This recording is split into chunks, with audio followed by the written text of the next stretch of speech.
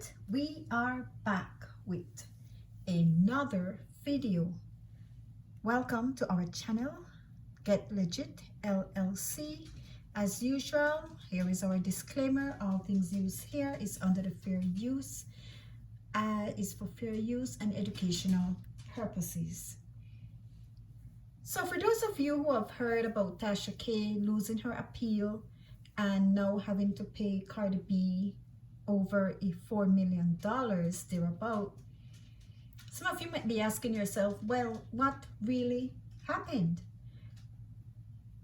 But if you really understand what happened, you're going to realize who dropped the ball and realize that really Tasha K appeal was basically dead before it even got to the court. Now here we have a picture of Cardi B and Tasha K, and so let's get into it. Those of you who know what this is, hit that subscribe button, hit or like so that you could always be notified whenever we post any video, and please help me get those numbers up. Struggling over here to get my subscription up. I think I'm at like 201, so let's bring it up. So this is the name of the case: Belcalis Marlenis Almanzar. She was a plaintiff, then she counter defendant, then appellee, because Tasha K appealed. So in this matter, Cardi B is the appellee, Tasha K is the appellant because she is appealing. And so let's get into it. So had this matter gone to a hearing, a full hearing, meaning had the court have all those thousands of pages before it for them to peruse, and the issues and authorities brought before it, the court would have been asking itself these two questions. First, whether the jury, and that means the jury in the first case where Cardi B won, whether the jury had sufficient evidence to hold the appellants, and appellants would mean the person who is appealing, and it's plural because it's more than one person. It's Latasha Kebe, that's Tasha K, and others, I believe, others, her studio, and some other individual, liable for defamation and other privacy torts against appellee. And again, the person who is responding to the appeal becomes the appellee, and that's Belcalis Cardi B. And the second issue is whether the district court erred by excluding evidence. We hold, and by excluding evidence. And so now the court is telling you what is their decision, because this information is taken directly from the judgment. This information is taken directly from the judgment. And so the court held that Kebe, Tasha K, hasn't preserved either issue for appeal. Why is that? So Tasha K asked for a new trial. She wanted a new trial, and she said that there wasn't sufficient evidence for the jury verdict against her. The court said, but she all but admits she didn't make either of the required post-verdict motions in the district court. As a result, the court said, we have no authority to consider her insufficiency of the evidence argument on appeal. So, let's get into it. Why Tasha K could not get a new trial? In order for the court to determine the two issues, there first had to be some procedural things done. And those things were never done by Tasha K's attorney, Olga. And so the court made reference to this case, Uniterm Food Systems Incorporated, and Swift Eckrich Incorporated. What this case have to do with it? Okay, the facts of this case.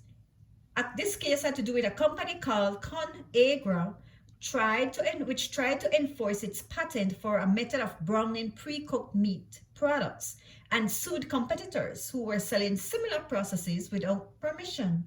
The case involved a dispute over the sufficiency of evidence presented in the trial and the procedural requirements for filing a motion. If you recall, I said earlier, Cardi B case was basically killed before it even got to a hearing.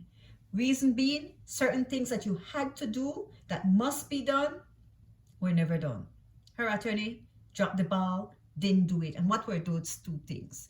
The issue in this thing is whether the Court of Appeal can review the sufficiency of evidence in a case where the respondent did not follow the proper procedure for filing a motion. Now, when you're appealing a case, civil case, according to the rules, it's saying if you're going to appeal a case on as it relates to the sufficiency of evidence, there's two things that needs to be done. So the answer to that issue, the legal conclusion of the court is that ConAgra was not entitled to appeal the verdict because of on the sufficiency of evidence because it failed to file a necessary motion under Rule 50B. Let's get into what that motion is. And this is the rule. The rule is that a party must file a post-verdict motion under Rule 50B to challenge the sufficiency of the evidence, and failure to do so can result in a waiver of the rights to challenge the verdict on appeal. The appellate courts may not review the sufficiency of evidence if a party does not comply with the procedural requirements for filing a motion. Now, in this particular case, the respondent filed a pre-verdict motion under Rule 50A. So what they did, before the matter went to the jury, they filed a motion, pre-verdict motion.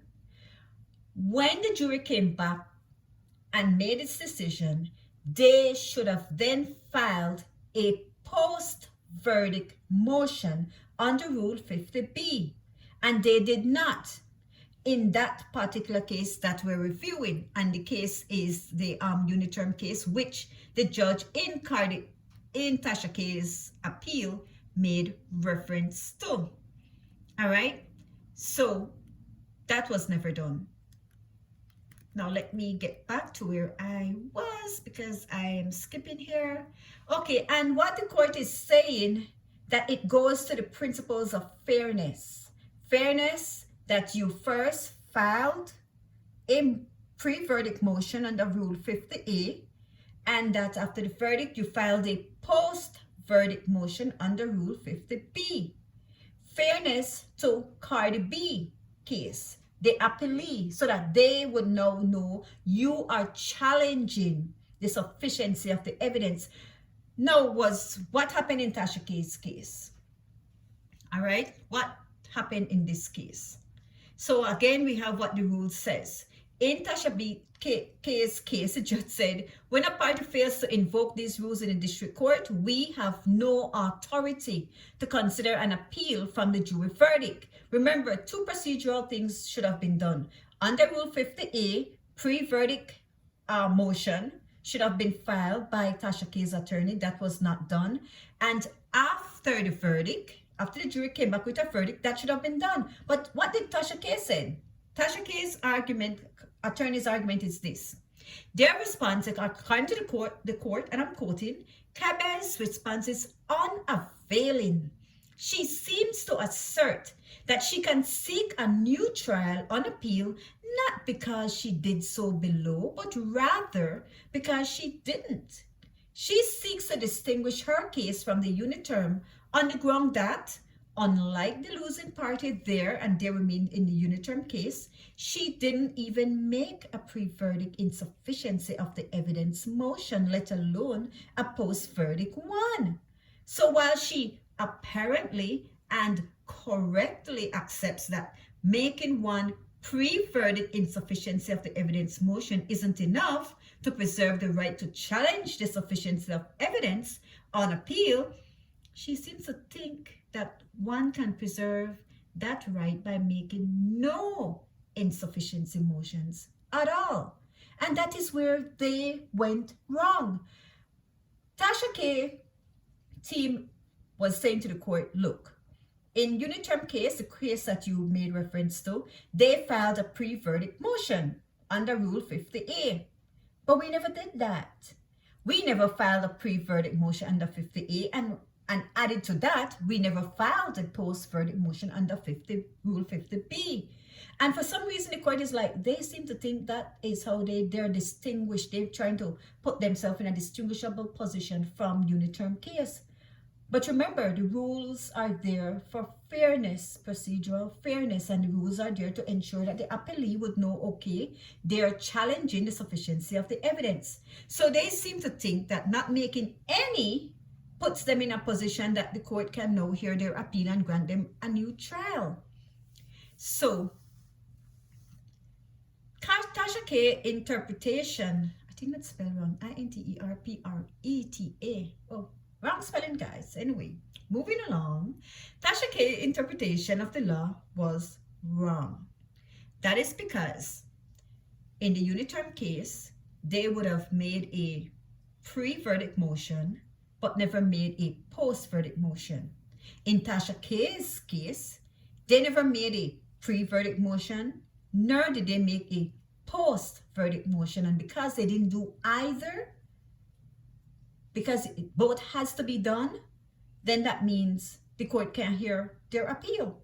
They failed their appeal on procedural grounds. That means the judge didn't even have to go as far as to look to see what arguments they're raising, what authorities they put forward. And when we say authorities, we mean judgments, what dictionary meaning. We're talking about different things that you would look at to say, this is why I am saying what I'm saying. I am basing my argument on the strength of these judgments that different courts have pronounced before, higher courts. We're putting our strength on interpretation, the rules of interpretation, by virtue of the certain definitions. We're looking at the facts in the bundles, the briefs that were there. We're deciphering where the judge made errors when he was summing up to the jury. We're going through procedures whereby objections were taken, but the judge ruled against us. But basically, the court never had to do all that. But even if the court wanted to go that far, let's say Cardi B, they would have put in their pre-verdict motion and post-verdict motion. And so, okay, now the court is going to say, okay, let's see. What happened is they never presented the court with any arguments, any substantial arguments for the court to look at, any authorities for the court to examine and review and come to whatever position they believe is fair and right according to the law. Because according to what the judge is saying, they never put forward any brief. The court said here, Kebe, that means Tasha K, didn't adequately brief her challenges to the district court's evidentiary ruling. Specifically, she never tells us where in the 5,500 page record the district court's alleged errors can be found. That lapse violates the rule that appellants must identify the parts of the record on which they rely. And the court made reference to another judgment and said, because Kebe's brief falls well short of what we require, she has abandoned this argument. And so the two issues the court said they had to determine, one of them being the evidentiary ruling. The court never had any guidance from Tasha K's attorney as it relates to where in that 5,500 page record you're saying that the judge fell into error. Where? Point it out to us. Show it to us. They never did that. They basically treated it as something in passing. They never proved their case. First of all, they never got off the ground because they never filed a pre-verdict motion and a post-verdict motion for the court to say whether or not they could get a new trial on the sufficiency of the evidence. And the second issue, as it relates to the evidentiary ruling, they never showed the court where in those pages, in all those pages, they never tell the court, pointed to the court and said, this is what the judge said. This is what we're taking issue with. This is what the judge said. And and so on and so forth. That was never done. Here the court is saying reasons why she lost on the second issue. Tasha K also failed to preserve her evidentiary arguments, and the court state the law. A party cannot argue an issue in its reply brief that was not preserved in its initial brief. Court went on. An appellant fails to preserve an issue when in her opening appellate brief, she either makes only passing reference to it or raises it in a perfunctory manner without supporting arguments and authority. So basically, standing there saying things that you're not supporting before the court, not directing the court to where exactly in those pages you're taking issue, what you're taking issue with, and just talking about it in a trivial manner. Talking about it without putting forward any authority for the court to look at, read, consider, and make a decision. Basically, they never did their homework. They never did their work that they were supposed to do in order to guide the court as it relates to their position, their arguments, and for the court to say, okay, let's look at it. Let's see whether or not the judge in the trial judge fell into error. They never got off first base. 1, they never filed a pre-verdict motion. 2, they never filed a post-verdict motion. And remember, conjunctively, both must be done. You must file a pre-verdict motion before the jury makes a decision. And when the jury comes back with its verdict, you need to file a post-verdict motion. Those 2 things were never done. That goes to procedure. And had the court gone any further in their brief, they never filed anything of substance, basically.